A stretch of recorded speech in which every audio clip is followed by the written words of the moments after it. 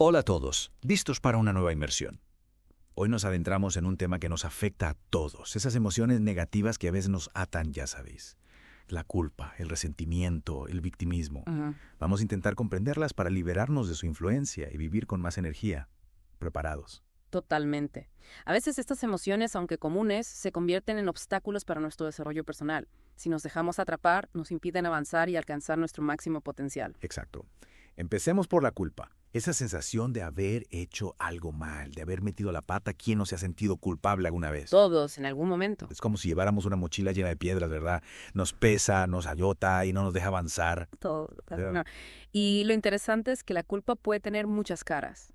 Podemos sentir culpa por algo que hemos hecho, por algo que no hemos hecho, o incluso por algo que ni siquiera controlamos. Es verdad, hay una culpa que nos imponemos a nosotros mismos, otra que viene de presiones externas y hasta hay una culpa inconsciente. Exacto. Y para liberarnos de ella, lo primero es comprender de dónde viene. Por ejemplo, imagina que tienes una fuerte discusión con un ser querido y por desgracia esa persona fallece al poco tiempo. Sí, es una situación muy dura. Es muy común cargar con un sentimiento de culpa en esos casos, pensando lo que podríamos haber dicho o hecho de otra manera. Claro, es fácil caer en la espiral de la culpa en esos momentos. Pero, ¿de qué sirve torturarnos con esos pensamientos? ¿Realmente podemos cambiar el pasado? Esa es la pregunta clave.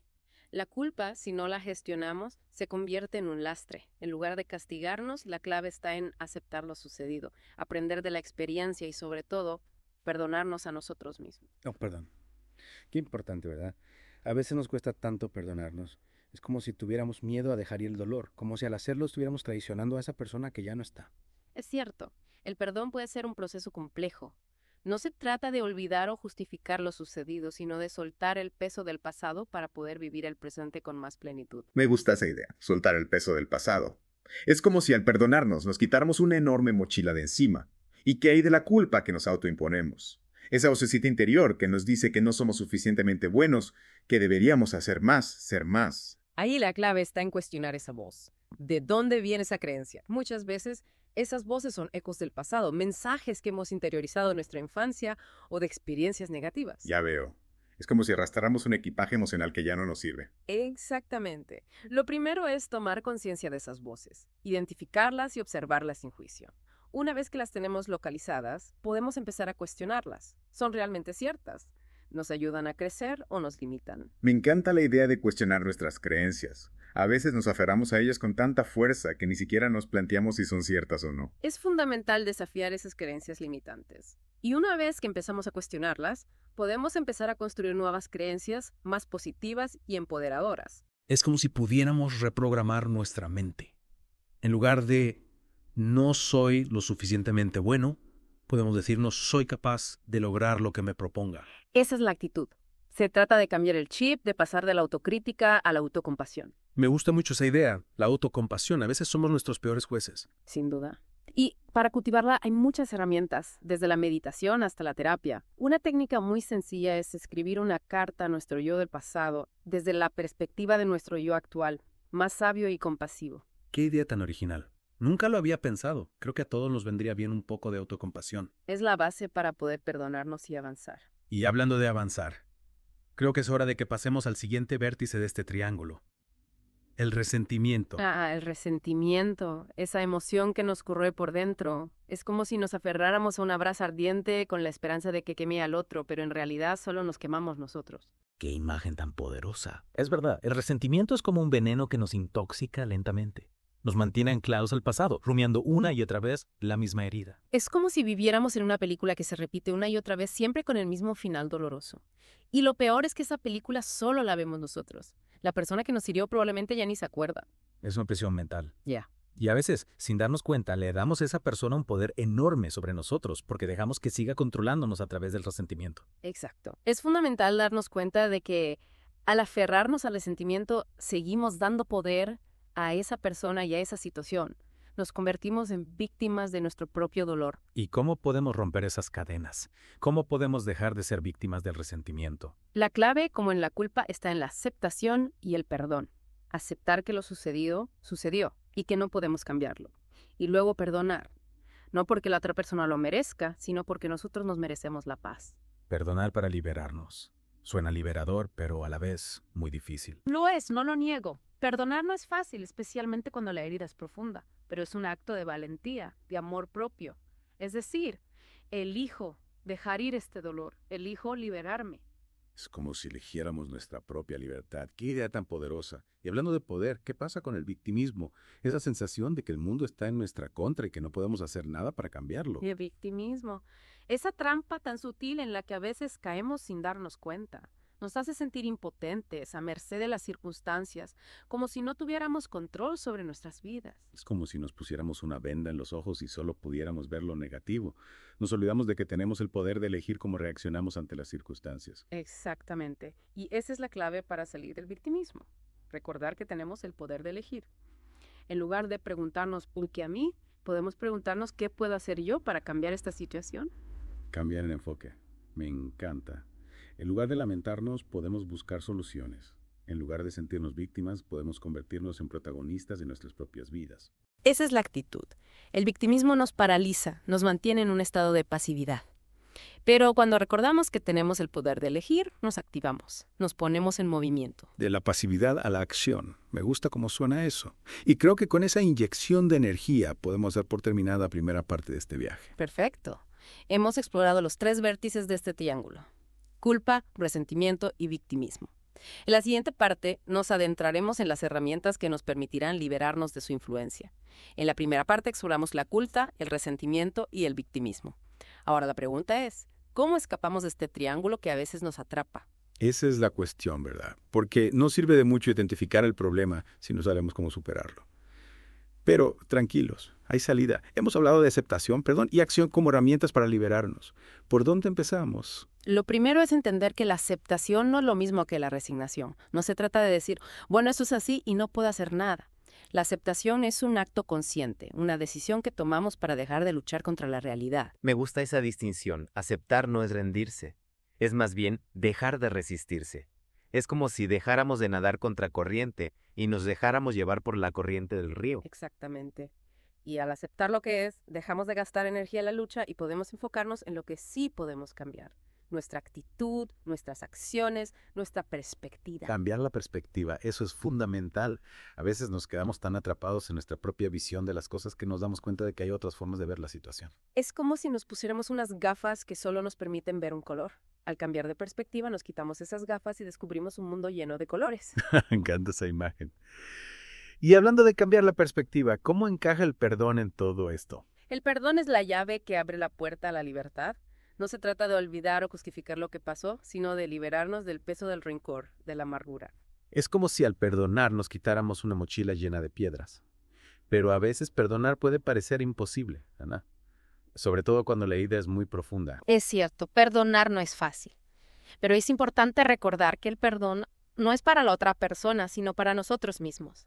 Al perdonar, nos liberamos del dolor, del resentimiento, de la rabia. Nos damos a nosotros mismos la oportunidad de sanar. Perdonar para sanar. Suena liberador, pero a la vez muy difícil. ¿Algún consejo para aquellos a quienes nos cuesta dar ese paso? Un ejercicio que puede ser útil es escribir una carta a la persona que nos hirió expresando todo lo que sentimos. No hace falta enviarla, la idea es simplemente sacar todo ese dolor, esa rabia, esa tristeza que llevamos dentro. Escribir una carta para vaciar el corazón. Me gusta la idea. ¿Quieres? Y una vez que hemos aceptado lo sucedido y hemos perdonado, ¿cómo pasamos a la acción? La acción es el antídoto contra el victimismo. En lugar de esperar a que las cosas cambien por arte de magia, nos convertimos en protagonistas de nuestro propio cambio. Nos preguntamos, ¿qué puedo hacer yo para mejorar esta situación? Tomar las riendas. Dejar de ser espectadores pasivos y convertirnos en los directores de nuestra propia película. Pero a veces, dar el primer paso puede dar miedo, ¿verdad? ¿Qué consejo nos darías para vencer ese miedo? Lo primero es reconocer que el miedo es normal. Es una emoción natural que nos protege del peligro. Pero a veces el miedo nos paraliza, nos impide avanzar. La clave está en identificar qué es lo que realmente nos da miedo y preguntarnos si ese miedo está basado en la realidad o nuestras propias creencias limitantes. Cuestionar el miedo. Me gusta la idea. A veces nos dejamos llevar por el miedo sin pararnos a pensar si es real o no. Y si el miedo es real, ¿qué podemos hacer para superarlo? Hay muchas herramientas, desde la respiración consciente hasta la visualización. Una técnica muy eficaz es dividir el objetivo en pequeños pasos y enfocarnos en dar un paso a la vez. Dividir el objetivo en pequeños pasos. Es como si subiéramos una montaña. Si nos enfocamos en la cima, podemos sentirnos abrumados. Pero si nos concentramos en dar un paso tras otro, la cima se vuelve más accesible. Exactamente. Y al dar cada paso, vamos ganando confianza en nosotros mismos, vamos fortaleciendo nuestra autoestima. Y eso nos da la fuerza para seguir adelante, para superar cualquier obstáculo. Es un proceso de crecimiento. No se trata de llegar a la meta de un solo golpe, sino de disfrutar del camino, de aprender de cada paso, de celebrar cada pequeña victoria. Y de recordar que no estamos solos en este camino. Siempre hay personas que nos pueden ayudar, que nos pueden apoyar, que nos pueden guiar. Buscar apoyo. Eso es fundamental. A veces nos encerramos en nosotros mismos pensando que tenemos que resolverlo todos solos. Pero compartir nuestras dificultades con alguien de confianza nos puede dar la fuerza que necesitamos para seguir adelante. Sin duda.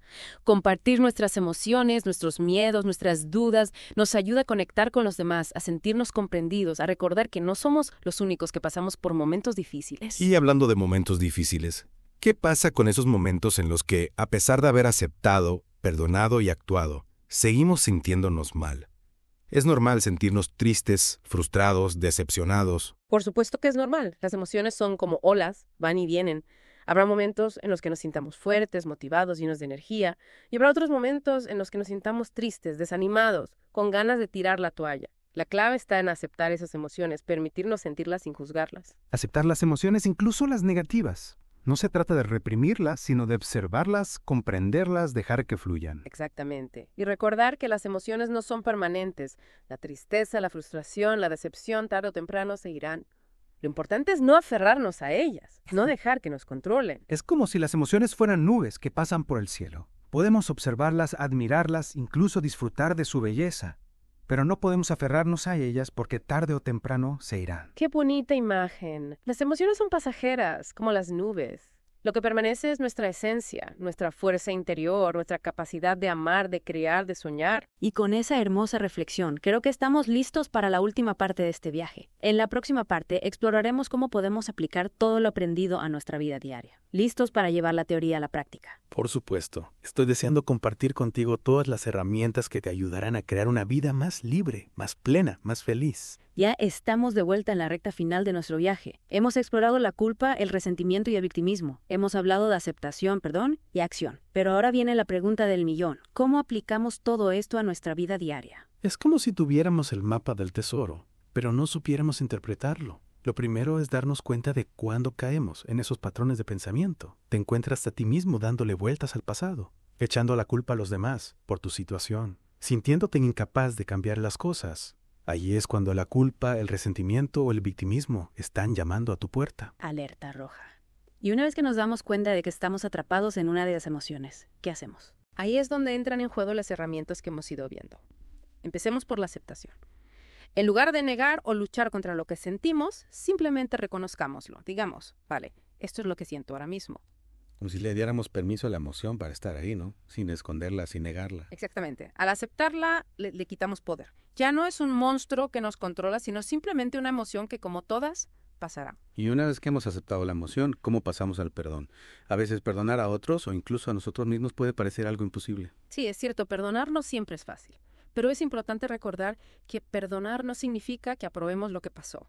Se trata de liberarnos del peso del pasado, de dejar ir el dolor y la rabia para poder avanzar. Perdonar para liberarnos, para sanar las heridas. Me gusta esa idea. Pero, ¿y si la herida es muy profunda? Si el dolor es demasiado intenso. ¿Cómo perdonamos en esos casos? En esos casos puede ser útil buscar ayuda profesional. Un terapeuta puede guiarnos en ese proceso, ayudándonos a comprender nuestras emociones y a encontrar herramientas para manejar el dolor. Buscar ayuda cuando la necesitamos. Eso también es un acto de valentía, ¿verdad? A veces nos da miedo pedir ayuda, como si fuera una señal de debilidad. Pero en realidad es una muestra de fortaleza, de amor propio. Totalmente de acuerdo. Y hablando de fortaleza, hablemos de la acción. Porque la acción es el antídoto contra el victimismo. Es lo que nos permite tomar las riendas de nuestra vida y construir el futuro que queremos. Pasar de la pasividad a la acción. Dejar de ser víctimas y convertirnos en protagonistas. Pero ¿por dónde empezamos? ¿Cómo podemos poner la acción en práctica en nuestro día a día? Empieza por pequeños pasos. No intentes cambiarlo todo de golpe. Identifica una pequeña acción que puedas hacer hoy mismo para acercarte a tu objetivo. Pequeños pasos, acciones concretas. Me gusta la idea. Es como si, en lugar de intentar correr una maratón sin entrenamiento, empezáramos por caminar un poco más cada día. Exactamente. Y cada pequeño paso que damos nos acerca a la meta y nos da confianza para seguir adelante. Es un proceso de aprendizaje, ¿no? No se trata de ser perfectos, sino de ir mejorando poco a poco, de aprender de los errores y de celebrar cada pequeña victoria. Y de recordar que el camino no siempre es recto. Habrá momentos en los que avancemos mucho y otros en los que nos estanquemos un poco. Lo importante es no rendirse, no tirar la toalla. Perseverar, incluso cuando las cosas se ponen difíciles. Recordar por qué empezamos este viaje y mantener la vista fija en nuestro objetivo. Y disfrutar del proceso. Porque el camino hacia la libertad emocional no tiene por qué ser un suplicio. Puede ser una aventura emocionante, llena de descubrimientos, aprendizajes y crecimiento personal. Una aventura. Me encanta esa visión. Y creo que con esta inyección de energía y optimismo podemos dar por concluido nuestro viaje de hoy. Hemos explorado las profundidades de la culpa, el resentimiento y el victimismo. Hemos descubierto las herramientas de la aceptación, el perdón y la acción. Y ahora, querido oyente, te toca a ti poner en práctica todo lo aprendido. Recuerda que tienes el poder de elegir cómo quieres vivir tu vida. Puedes elegir quedarte atrapado en las emociones negativas o puedes elegir liberarte y construir una vida llena de paz, alegría y amor. La decisión está en tus manos. Y nosotros te animamos a que elijas la libertad. Elige perdonar, elige aceptar, elige actuar, elige vivir una vida plena y auténtica. Hasta la próxima. Y recuerda, el poder de cambiar tu vida está en ti.